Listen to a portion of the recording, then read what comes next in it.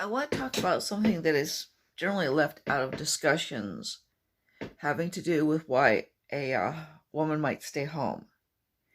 I was for over a decade. I was a housewife. I didn't have any children, but I was a housewife by default. The reason I was a housewife was because I could not get and keep a job. I had a history of getting jobs, losing them after 2 or 3 days, and that sort of thing. And that was the reason I was at home.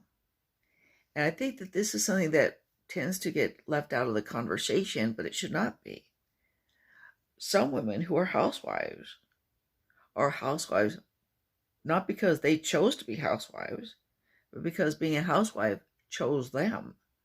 If you can't hold down a job, then you're at home.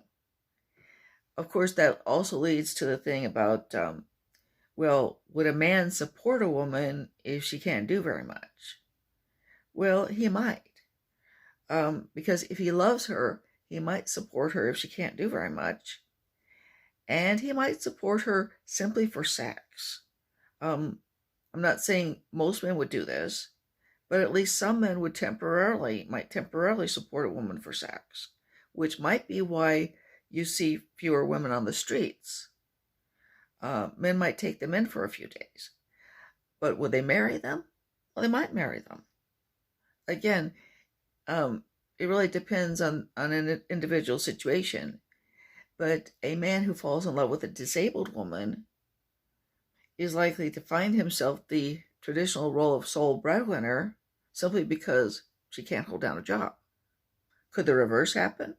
Of course it could. But it would probably be less likely. And it's also possible that, you have marriages between women.